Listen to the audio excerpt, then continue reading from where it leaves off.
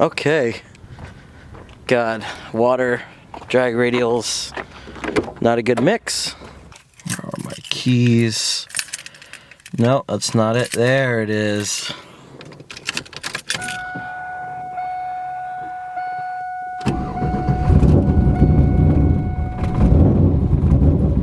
Oh, yes. Let's go listen to this thing.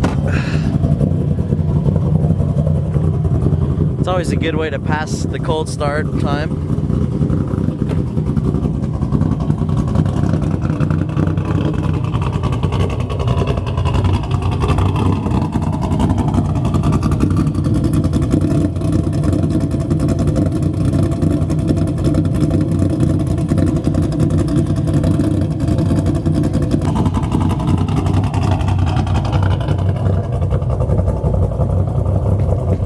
You know I gotta self-promote. I have to.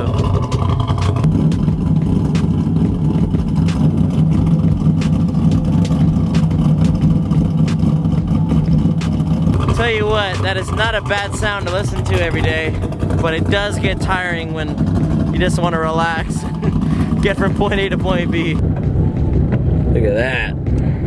With new blades. What you know about that, boy?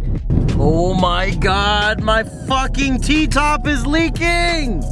It's fucking leaking! What the fuck is that? No! I gotta buy daily.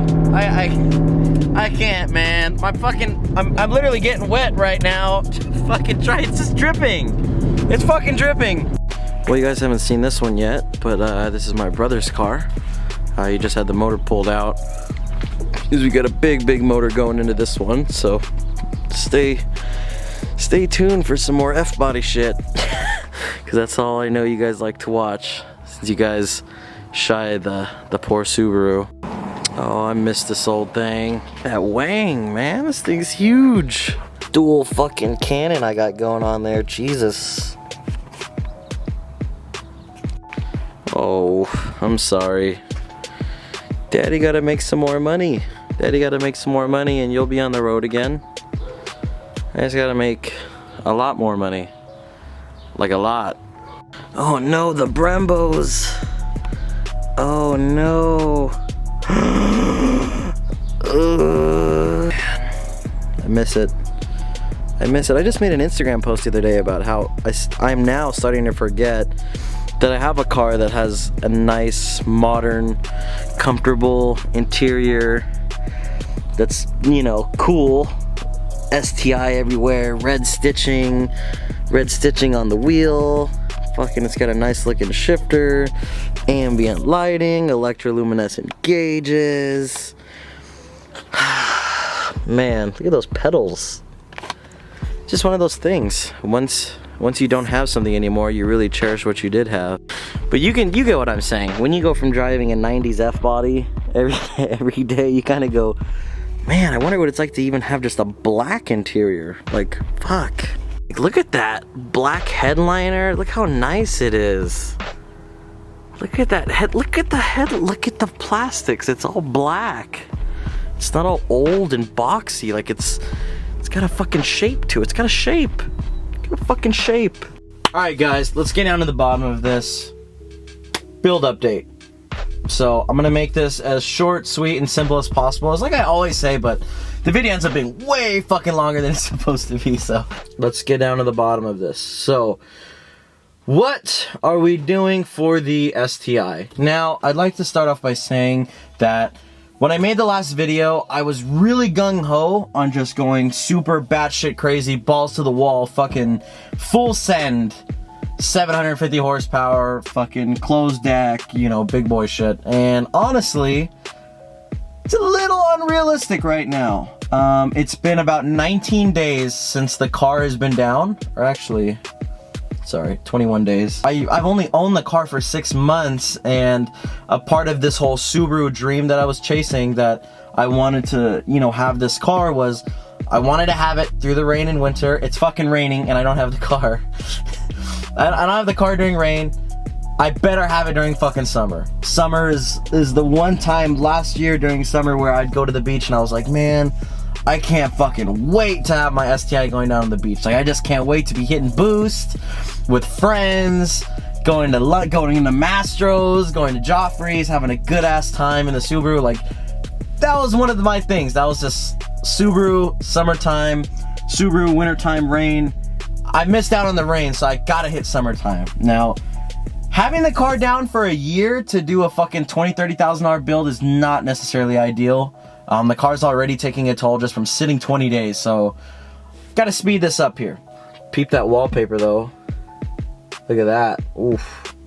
How nice for me every time to open my phone to just be reminded about how fucking shitty Subarus are built. Well, you can't really see it, but first list here we've got Sti Engine Components.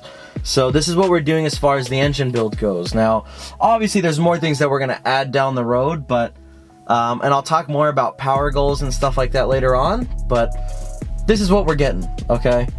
So we're not going with an IAG block, fuck that. You know, $6,000 for a block that can hold fucking 700 horsepower. It's a little, I don't know, I'm not really feeling it too much. So building this, you know, motor is gonna be just as good as building an IAG block, since, you know, if I didn't get a closed deck, a regular IAG block is still 3-4 grand, and that's literally a stock block that's just built. So, all right, so first on the list, we are doing Manly H-Beam Turbo Tuff Series rods. Those aren't like the factory I-beams, those are H-beams, and they're the Tuff Series rods, so those are pretty good and strong. Those come with ARP rod bolts, so that's pretty good. $410 for those, okay, $410. Number 2 on the list, we're doing Manly Turbo Tuff Platinum Series forged pistons. Those are 8.5 to 1 compression. The Platinum Series pistons, those are $515. We're doing ACL race, rod, and main bearings. Those are about $85. So that's not too bad. We're doing ARP 11mm head studs. Those are $210. I'm still a little iffy. I don't know if I want to do 11mm or just half inch. 11mm is gonna be fine. I'm not, like I'll say further when we talk about power, I'm not trying to make a ton of power out of this thing. I just want to drive it. You know what I mean? I want my car back. So Subaru OEM gasket kit. Now there's a big talk on this. I know people that have run Cosworth, a lot of different companies, but like my guy Bruno says he prefers OEM, which I can relate to, because on the Camaro, you know, everybody said to run aftermarket. However, I just went with the standard GM multi-layer steel OEM gasket, and it's worked great so far. So going OEM with the gasket kit, so all the seals, everything's going to be replaced. That's $330 for that kit. It's a little pricey, but gotta pay to play. Now, number 6 on the list, we've got an ACT Extreme Duty Street Series clutch. So the clutch is $631. I was talking to Bruno about it. He said it's a good clutch, it holds power, and it should be able to take some fucking launches, which is really what I want. That's leaving me with the final cost for the engine build of $2,551 without labor. Okay? Now, I was talking to Bruno about labor. I'd rather, and I'd prefer not to disclose our little price that we got going on, but just figure like a couple grand, okay?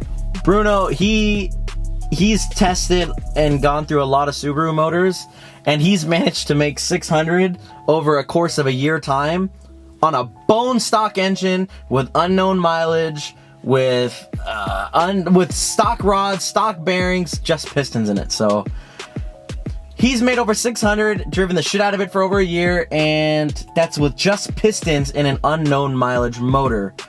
So just to give you an idea as far as strength goes and tuning, he does his shit and he's good on his shit. I mean, he's made 600 horsepower, like I said, for over a year, and the car's never had any hiccups.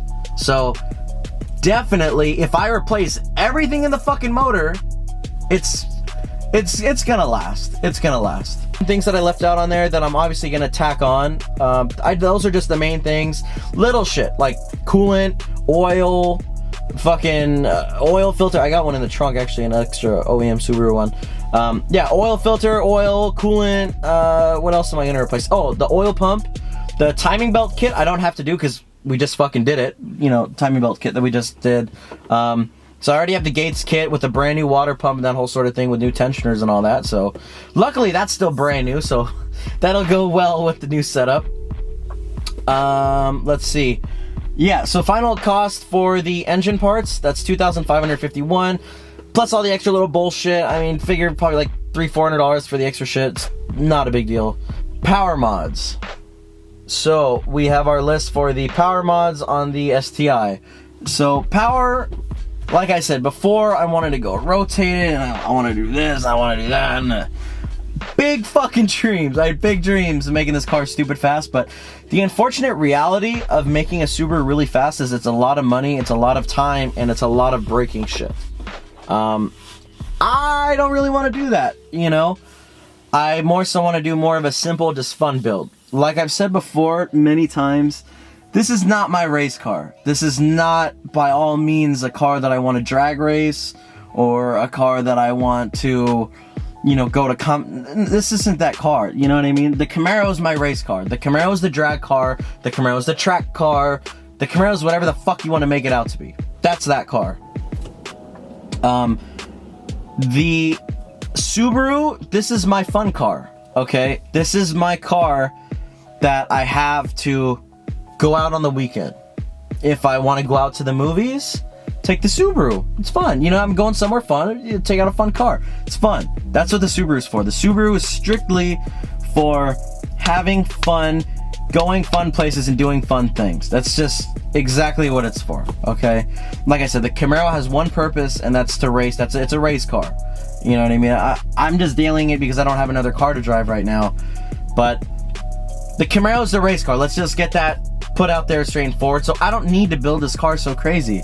Like I was talking to Bruno, and his whole thing was man, like, because I kept telling him, I'm like, dude, I want to make power, and he's like, dude, like, you gotta understand, you're used to your F-body that's 3,800 pounds, it's a lot heavier, and those cars need a lot of power to move them.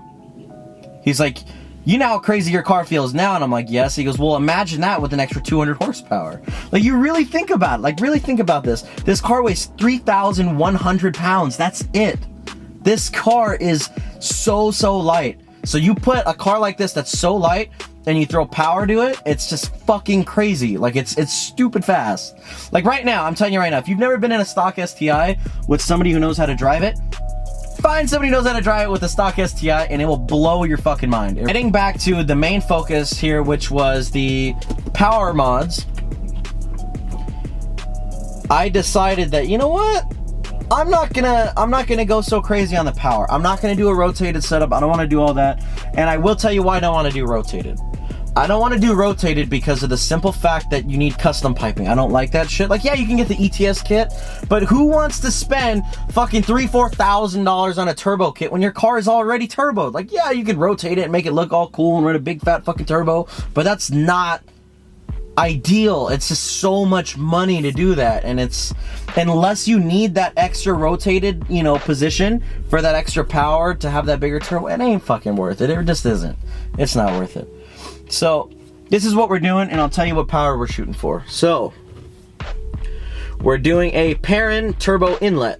The Perrin turbo inlet, it's really nice. My dad had it on his STI. That's $270. We're doing injector dynamics, 1300cc injectors. Those are $900.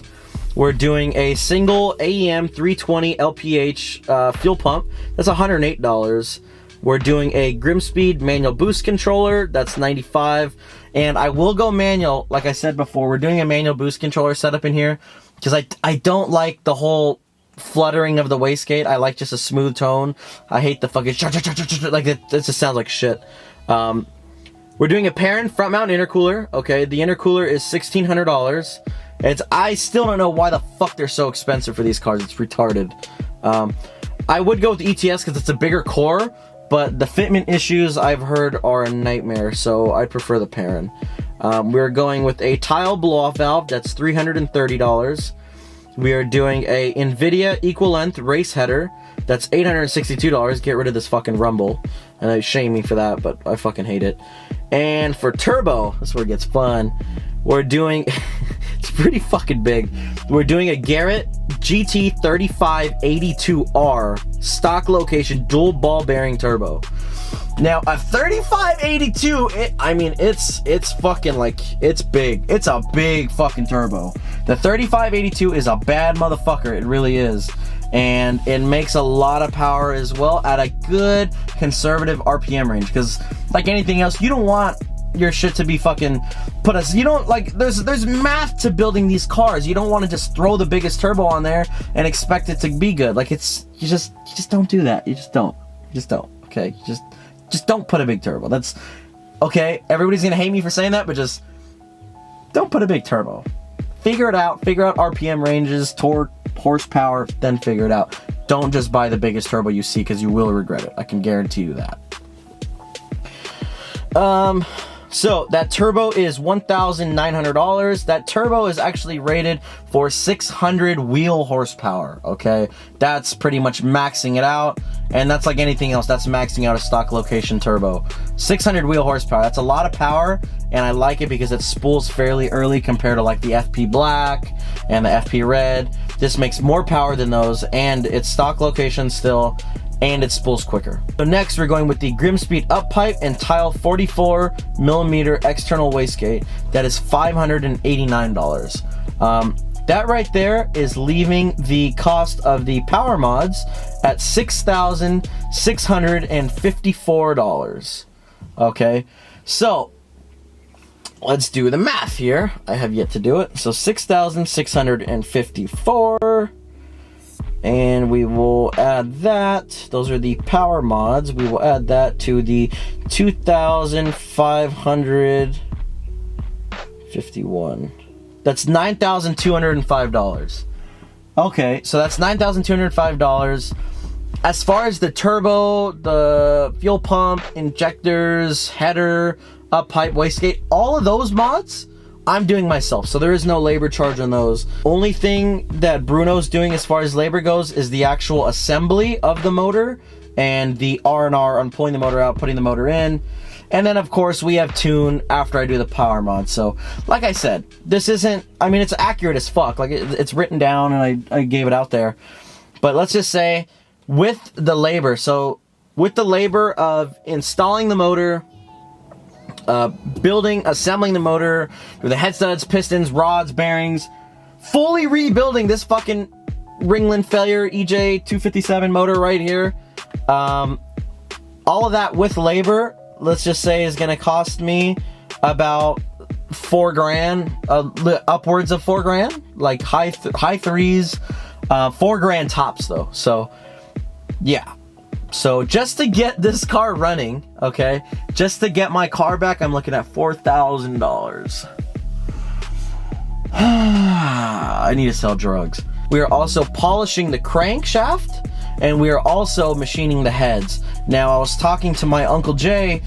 He works for a company called SI Valves. If you guys know from my previous builds, he actually sponsored my Camaro with SI Valves for the heads, with some oversized 16202 valves for my LS2 243 heads on the Camaro. He's actually going to be sponsoring the STI as well. So, along with the heads, we're going to do bigger valves just like we did in the Camaro. We're going to do bigger valves, and we're going to polish the crank.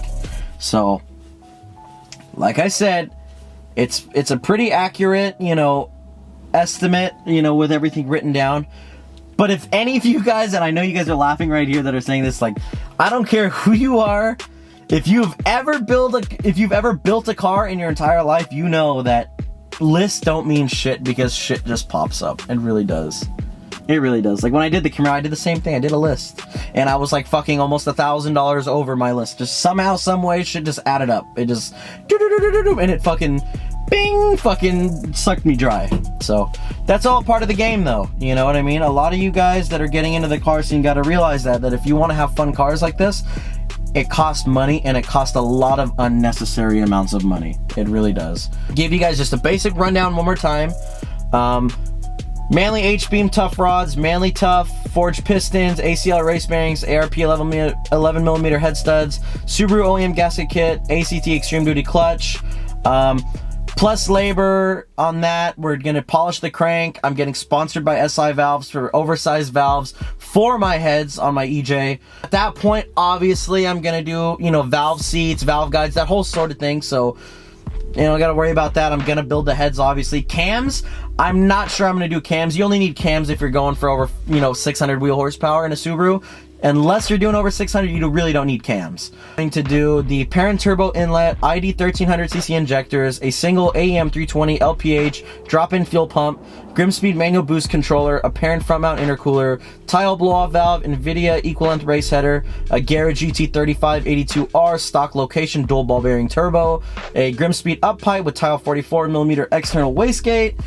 And that is going to leave me with a total cost of about $9,205 for just retail part prices. You get what I'm saying? So there's for sure going to be a lot more money involved.